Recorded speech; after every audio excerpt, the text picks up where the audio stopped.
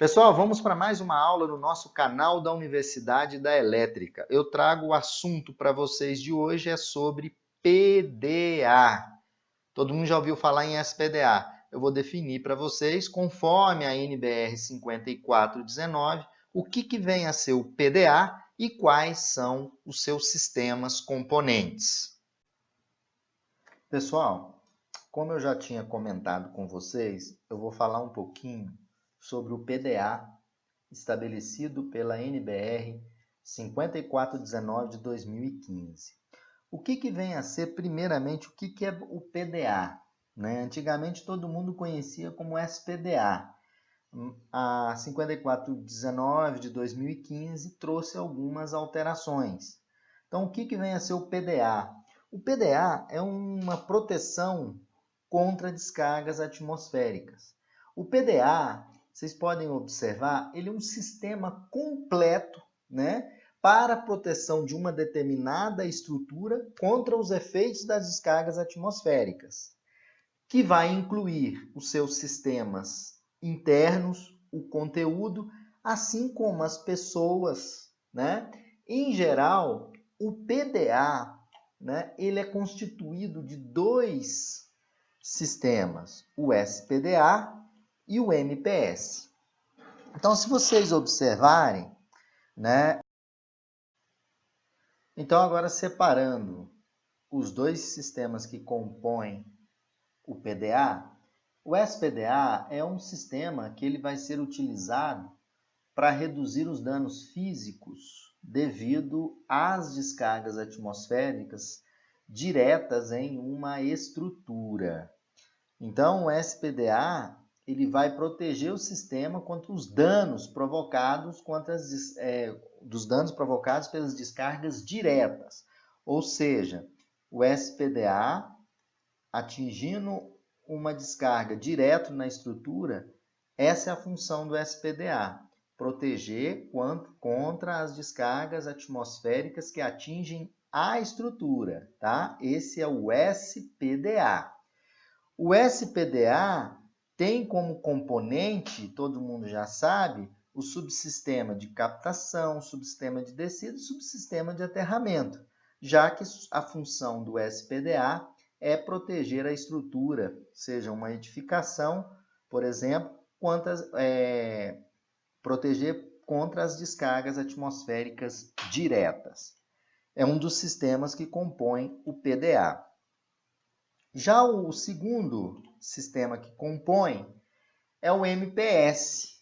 O MPS, segundo a 5419 de 2015, é um conjunto de medidas tomadas para proteger os sistemas internos, né? Então, é um conjunto de medidas para quê? Para proteger os sistemas internos contra os efeitos causados pelo LEMP. O que é o LEMP? É um pulso eletromagnético devido às descargas atmosféricas, né? O LEMP são todos os efeitos eletromagnéticos causados pela corrente da descarga atmosférica, por meio de um acoplamento resistivo, indutivo ou capacitivo, né?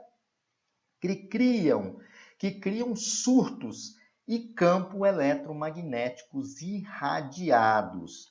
Então, se vocês observarem, o PDA é dividido em dois sistemas, o SPDA, que todo mundo fala, não, o SPDA é o para-raio. Sim, o SPDA é um conjunto de subsistemas de aterramento, descida, captação, né? Ou captação, descida e aterramento, que tem a função de proteger os danos contra as descargas diretas na estrutura.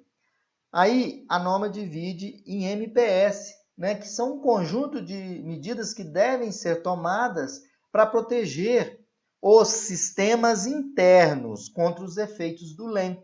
O LEMP são os pulsos eletromagnéticos, né, devido à descarga atmosférica. Ou seja, não é a descarga atmosférica direta, é aquela indireta, né? Devido aos efeitos de acoplamento resistivo, capacitivo, indutivo, que criam campos e surtos irradiados. Bom, O MPS, então, são medidas básicas de proteção contra os impulsos eletromagnéticos provocados pelas descargas, né, indiretas à estrutura. As medidas incluem os seguintes itens que devem ser utilizados: aterramento e equipotencialização, blindagem blindagem magnética e roteamento das linhas. A blindagem eletromagnética é, por exemplo, dentro de uma estrutura, né, de uma edificação, você tem uma sala que você quer criar uma gaiola de Faraday interna para proteger aqueles equipamentos.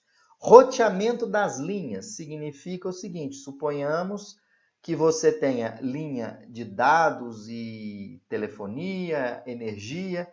O roteamento é providenciar que essas linhas tenham entradas distintas, né? Uma entra para um lado da edificação, outra pelo outro lado da edificação, tubulações distintas. Outra medida que faz parte do MPS é a coordenação de DPS. O que é o DPS? Dispositivo de proteção contra surtos. E também as interfaces isolantes. Essas medidas compõem o chamado MPS. Eu vou falar um pouco mais em outras aulas.